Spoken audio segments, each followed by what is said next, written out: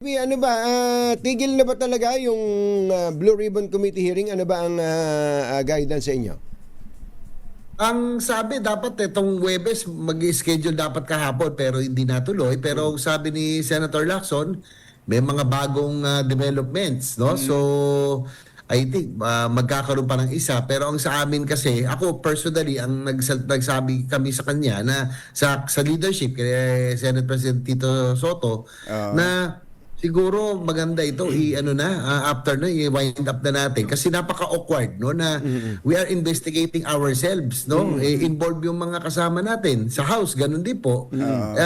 Mas maganda i-turn over na to sa ICI. Tsaka nakakalungkot dito Katunying, I have to be Jerry no na I have to be honest doon.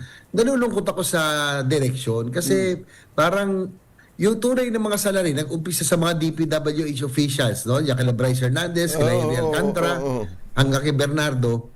Ang tunay naman na salary po dito, sino ba nagsimula ng mga modus dito? Sino ba nagbebenta ng mga proyekto? Sino ba yung may parking? Sino ba yung may mga legislator na contractor? Hindi naman po sa Senado yun.